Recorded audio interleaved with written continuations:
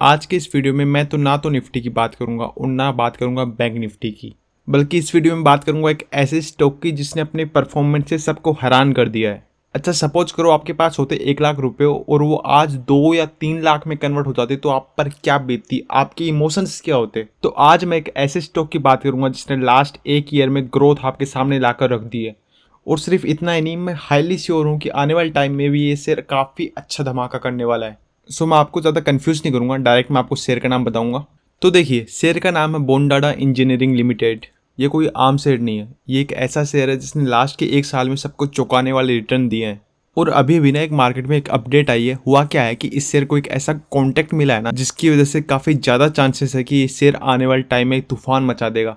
तो कंपनी को कौन सा कॉन्ट्रैक्ट मिला है, ये कंपनी क्या करती है, कंपनी की ओवर वैल्यू कितनी है, कंपनी के फंडामेंटल कैसे हैं, कंपनी क्या क्या बिजनेस करती है, हर एक टॉपिक पर अपन डिटेल में डिस्कस करेंगे। तो मेक श्योर आप वीडियो को एंड तक जरूर देखें। ओके, अगर आपने अभी तक अपना अकाउंट एंजल वन में ओपन नहीं किया ना, तो डिस्क्रिप्शन में मैंने एक लिंक दे रखी है, आप उस लिंक के ऊपर जाएं, उस लिंक पर क्लिक करें और क्लिक करने के बाद अपना अकाउंट एंजल वन में जरूर ओपन करें। तो अपन वीडियो शुरू करते हैं। तो सबसे पहले ना अपन कंपनी के बारे में थोड़ा जान लेते हैं। ये जो कंपनी है बोंडाडा इंजीनियरिंग लिमिटेड, ये 2012 में इनकॉर्पोरेट हुई थी। एंड ये कंपनी ना इंजीनियरिंग, प्रोक्यूरमेंट, कंस्ट्रक्शन यानी कि ईपीसी सर्विस के साथ साथ ऑपरेशन एंड मैनेजमेंट के काम भी देखती है। एंड अगर अपन इंडस्ट्री की बात करें तो ये मेनली टेलीकॉम और सोलर एनर्जी इंडस्ट्री में काम करती है।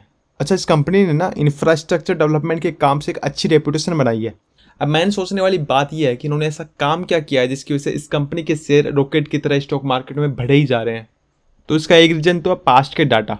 इन सब के बारे में अभी मैं आपको डिटेल में बताऊंगा, थोड़ा आपको बेसिक से समझाऊंगा भी, ताकि आप श्योर हो सकें कि क्यों ये आपके लिए फायदेमंद का सौदा हो सकता है। एंड जो सेकंड रीजन है वो है इसको मिला हुआ कॉन्टैक्ट। जी हाँ, कंपनी को कोई छोटा मोटा नहीं बल्कि 576 करोड़ का एक न्यू कॉन्टैक्ट मिला है। सो यू ऑलरेडी नो कि इस कंपनी ने अभी अभी 576 करोड़ का एक बड़ा ऑर्डर सिक्योर किया है, जो मेनली ना सोलर एनर्जी प्रोडक्ट्स के लिए है। और एक प्लस पॉइंट बताऊं आपको, ये ऑर्डर भी ना कोई छोटी मोटी कंपनी से नहीं मिला, ये ऑर्डर मिला है कुछ जानी पहचानी बड़ी कंपनी से, जैसे कि हो गया लुमिना क्लीन एनर्जी। एंड एक और कंपनी का नाम आपको बता रहा हूँ जो भी आपने कहीं ना कहीं सुनी होगी, कंपनी का नाम है प्योरलाइट एनर्जी। तो इन दोनों कंपनी की तरफ से इस कंपनी को ऑर्डर मिला है, जो कि काफ़ी बड़ी बात है। तो जैसे ही कंपनी को एक ऑर्डर मिला ना, तो इस ऑर्डर ने मार्केट में क्रिएट किया एक बज। और बज का रिजल्ट क्या रहा? रिजल्ट ये रहा कि 27 अगस्त को बोंडाडा इंजीनियरिंग का शेयर 5% ऊपर गया था। हालांकि आज तो मार्केट इसका 2.5% नीचे आया है, बट इन फ्यूचर काफ़ी हाईली चांस है कि इस शेयर मार्केट में ऊपर ही जाएगा। अगर पिछले 1 साल की बात करूँ ना मैं, तो कंपनी ने 1 साल में कम से कम 2305% का रिटर्न दिया है। ये बात आप भी समझते हैं, ये बात मैं भी समझता हूँ कि ऐसे रिटर्न ना हर किसी को नहीं मिलते। एंड यही पॉइंट दिखाता है कि कंपनी अपनी ग्रोथ पोटेंशियल को अच्छे से कैपिटलाइज कर रही है। आपने ये जान लिया कि कंपनी है क्या, आपने ये जान लिया कि कंपनी को ऑर्डर क्या मिला है, तो एक बार अपन इसके फंडामेंटल भी बात कर लेते हैं, क्योंकि फाइनेंशियल मैट्रिक्स जानना शेयर में इन्वेस्ट करने से पहले बहुत ज़्यादा ज़रूरी है। सो अब अपन इस कंपनी के कुछ फाइनेंशियल मैट्रिक्स और बिजनेस सेगमेंट पर बात कर लेते हैं, जो आपको कंपनी की ओवरऑल परफॉर्मेंस का एक क्लियर पिक्चर देंगे। फर्स्ट है मार्केट कैप, यानी कि कंपनी की टोटल मार्केट वैल्यू, जो कि टोटल है 7,752 करोड़। एंड अगर अपन कंपनी का करंट प्राइस देखें तो 3,588 पर ट्रेड कर रहा है। एंड अगर अपन हाई की बात करें तो इस शेयर का हाई था 3,770, जो कि कल ही टच हुआ था। एंड लो की बात करें तो 142 है, यानी कि लास्ट 1 साल में इस कंपनी का शेयर 142 तक गया डाउन तक। अब अपन मेन बात पे आते हैं कि स्टॉक पीई कितना है, यानी कि प्राइस अपॉन अर्निंग रेशियो। तो प्राइस अपॉन अर्निंग रेशियो है 173। देखो, इस रेशियो ना साफ साफ बता रहा है कि मार्केट इस स्टॉक के 1 रुपये के अर्निंग्स पर कितना पे कर रहा है। इन शॉर्ट में आपको बताऊं, ये वैल्यू जितनी ज़्यादा होगी ना, उतना स्टॉक एक्सपेंसिव माना जाता है। अगर अपन इस केस में बात करें ना, तो 173 कहीं ना कहीं ज़्यादा तो है, लेकिन ये भी उम्मीद है कि मार्केट ना इस कंपनी से आने वाले टाइम में अच्छे ग्रोथ की उम्मीद कर रहा है। नाउ कंपनी का बुक वैल्यू है 75.1। बुक वैल्यू ना एक तरीके से कंपनी की पर शेयर की नेटवर्थ को इंडिकेट करता है। एक नेगेटिव पॉइंट भी है, डिविडेंड इसका 0 है, यानी कि कंपनी अपने शेयर होल्डर्स को ना कोई भी डिविडेंड अभी प्रोवाइड नहीं कर रही है। ROCE यानी कि रिटर्न ऑन कैपिटल एम्प्लॉयड है 35.5%। एंड ROE यानी कि रिटर्न ऑन इक्विटी है 37.2%। ये दोनों इंडिकेटर्स ना कंपनी की प्रॉफिटेबिलिटी को दिखा रहे हैं, यानी कि ये परसेंटेज अपने को बताते हैं कि कंपनी अपने इन्वेस्टेड कैपिटल और शेयर होल्डर्स इक्विटी पर कितना रिटर्न जनरेट कर रही है। अगर मेरे पॉइंट ऑफ व्यू से बताऊँ ना, तो ये दोनों वैल्यू ना काफ़ी ज़्यादा स्ट्रॉन्ग है। स्पेशली इस कंपनी का ROE जो कि है 37.2%, ये साफ साफ एक स्ट्रॉन्ग परफॉर्मेंस को इंडिकेट कर रहा है। And face value of the shares है 10। And return of the 1 year की बात करें तो यहाँ पे 100 तो नहीं हो रहा, बट मैं आपको बता देता हूँ कि इसने 2300% से ज़्यादा का रिटर्न दिया है, जो कि बहुत बड़ा मेसिव रिटर्न है। मतलब अगर आपने 1 साल पहले इस कंपनी में 1 लाख रुपए इन्वेस्ट किए होते ना, तो आज आपके पैसे बढ़कर कहीं ना कहीं 23 या 24 लाख के अप्रोक्स पहुंच गए होते। अब आप समझ सकते हो इस कंपनी ने कितना बड़ा आपको 1 साल में रिटर्न दिया है। नाउ अगर अपन प्रॉफिटेबिलिटी के पॉइंट ऑफ व्यू से देखें तो प्रॉफिट आफ्टर टैक्स कंपनी का 44.7 करोड़ एंड ईपीएस यानी कि अर्निंग पर शेयर इसका है 20.7 रुपीज़। ये सिंपली कंपनी के एक शेयर की इनकम को रिप्रेजेंट करता है। अगर अपन इंडस्ट्री के पीई से कंपेयर करें तो इंडस्ट्री का पीई है 41.2, जबकि बोंडाडा का पीई है 173। ये पी ना क्लियर दिखा रहा है कि मार्केट ना इस कंपनी के ग्रोथ से काफ़ी ज़्यादा उम्मीद लगाए बैठा है। अब डेट टू इक्विटी रेशियो भी अपन देख लेते हैं, जो कि है 0.39। ये नंबर मुझे काफ़ी ज़्यादा स्ट्रॉन्ग लग रहा है, क्योंकि ये बता रहा है कि कंपनी का कर्जा ना थोड़ा बहुत ही है और मैनेजेबल है, यानी कि ज़्यादा रिस्क नहीं है। तो ओवरऑल है ना, ये फाइनेंशियल मैट्रिक्स अपने को क्या बता रहे हैं? ये बता रहे हैं कि बोंडाडा इंजीनियरिंग लिमिटेड है जो फाइनेंशियली काफ़ी स्ट्रॉन्ग है, इसका आरओसी भी काफ़ी अच्छा है, आरओई भी काफ़ी अच्छा है। ये दोनों अपने को बता रहे हैं कि कंपनी अपने कैपिटल को ना एफिशिएंटली यूज कर रही है। हालांकि स्टॉक का पीई 173 है, जो देखने में काफ़ी ज़्यादा हाई भी लग रहा है, बट आई ऑलरेडी मेंशन कि इसकी ये उम्मीद भी है कि मार्केट ना इस कंपनी से काफ़ी ज़्यादा उम्मीदें लगाए बैठा है। नाउ मैं आपको एक चीज़ और बताऊंगा कि इस कंपनी का ना मेन बिजनेस कहाँ से आ रहा है, अपन थोड़ा वो भी देख लेते हैं। सो बोंडाडा इंजीनियरिंग लिमिटेड का बिजनेस ना मेनली 3 सर्विस में डिवाइडेड है। फर्स्ट है ईपीसी सर्विस। ईपीसी क्या होती है वो मैं आपको जल्द बताऊंगा। देन है ओम सर्विस, थर्ड है मैन्युफैक्चरिंग। ओके, पहले अपन ईपीसी की बात कर लेते हैं। ईपीसी यानी कि इंजीनियरिंग, प्रोक्योरमेंट एंड कंस्ट्रक्शन, इन तीनों के कंबाइंड को बोलते हैं ईपीसी।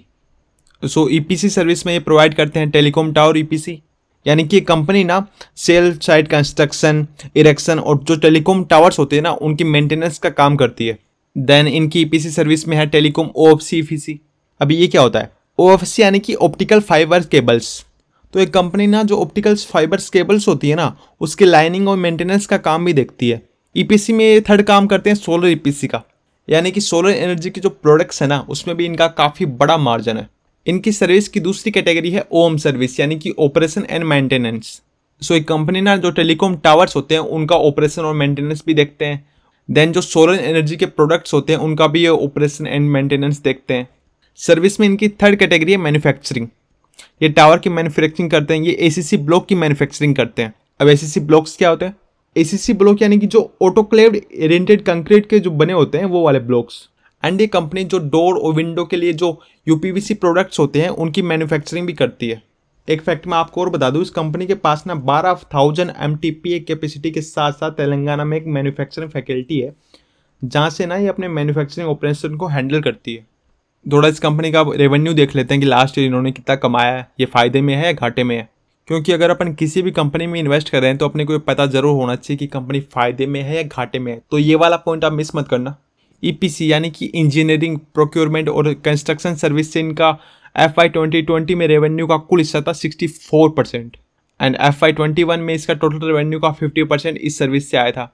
ओएम सर्विस यानी कि ऑपरेशन एंड मेंटेनेंस से कंपनी की टोटल रेवेन्यू का 14% हिस्सा आता है एंड FY 21 में टोटल रेवेन्यू में इसकी हिस्सेदारी 25% थी। टावर मैन्युफैक्चरिंग की बात करें तो टोटल रेवेन्यू का 11.5% हिस्सा आता है। FY 21 में ये हिस्सा 15% के आसपास था। AAC ब्लॉक में बात करें तो टोटल रेवेन्यू का 7% हिस्सा आता है। FY 21 में ये हिस्सा 8% था एंड UPVC प्रोडक्ट्स की बात करें तो टोटल रेवेन्यू का 3.5% हिस्सा यहाँ से आता है। ये अभी बढ़ा है क्योंकि FY 21 में सिर्फ 2% था। इन सब से आपको क्या बात समझ में आई? देखो, मुझे तो एक बात समझ में आ रही कि कंपनी ना डाइवर्सिफाई है, जो कि एक पॉजिटिव बात ही है क्योंकि ये मल्टीपल रेवेन्यू स्ट्रीम्स के थ्रू अपना बिजनेस ग्रो कर रही है, राइट। एंड एक बात अपन और देख सकते हैं कि कंपनी का मेन रेवेन्यू तो ईपीसी से आ रहा है, लेकिन ओएम और टावर मैन्युफैक्चरिंग से भी काफ़ी इंपॉर्टेंट जो है रेवेन्यू इस कंपनी का आ रहा है। लास्ट एक बार अपन ऑर्डर बुक भी देख लेते हैं, जो कि इनको ऑर्डर मिले हुए हैं। देखो, कंपनी का ऑर्डर बुक ना काफ़ी ज़्यादा स्ट्रॉन्ग है। अगर अपन मार्च 2023 तक देखें ना तो telecom, OFC, EPC and OM के लिए कंपनी के पास 235.5 करोड़ का ऑर्डर था। ये साफ साफ दिखा रहा है कि कंपनी ना फ्यूचर में भी काफ़ी अच्छा परफॉर्म कर सकती है, राइट। सो आई होप अपन ने इस शेयर के बारे में काफ़ी अच्छी से नॉलेज ली होगी। अपन लास्ट में एक छोटी सी बात कर सकते हैं कि अपन ना लास्ट में एक छोटी सी बात कर सकते हैं कि आपको इस कंपनी में इन्वेस्ट करना चाहिए या नहीं करना चाहिए। देखो पर्सनली तो मैं कहूँगा कि ये कंपनी ना आने वाले टाइम में मुझे ऐसा लग रहा है कि काफ़ी अच्छा परफॉर्म करने वाली है। हालांकि ये मार्केट है, आगे क्या होगा ना आप जानते हैं ना मैं जानता हूँ, बट अगर फंडामेंटल देखें तो काफ़ी ज़्यादा पॉजिटिव लग रहे हैं। ऑर्डर बुक भी काफ़ी स्ट्रॉन्ग लग रही है, कंपनी का रेवेन्यू भी पॉजिटिव ही जा रहा है और काफ़ी जगह से रेवेन्यू आ रहा है, ये बात मुझे काफ़ी अच्छी लगी। देन अगर अपन एक चीज़ और देखेंगे, लास्ट एक साल में इसका रिटर्न भी काफ़ी अच्छा है। हालांकि ये कोई पॉइंट नहीं होता कि लास्ट एक साल से रिटर्न अच्छा तो आगे भी अच्छा करेगी, बट इससे अपन ये देख सकते हैं कि एक साल से अच्छा करती आ रही है और अब इसको फिर भी अच्छा ऑर्डर मिल गया, कोई नेगेटिव न्यूज़ है नहीं, तो ऐसी कोई कारण नहीं है जिससे कंपनी डाउन जाएगी।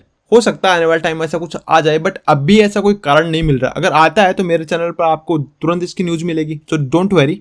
बाकी आपको क्या लगता है इस कंपनी में इन्वेस्ट करना चाहिए या नहीं करना चाहिए, कमेंट सेक्शन में जरूर बताना। मिलते हैं नेक्स्ट वीडियो में। एंड वेट, अगर आपने अभी तक अपना अकाउंट एंजल वन में क्रिएट नहीं किया ना तो वेट किसका कर रहे हैं।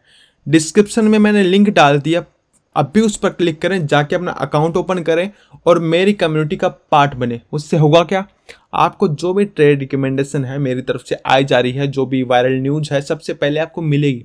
सो मिलते हैं नेक्स्ट वीडियो में। Thank you.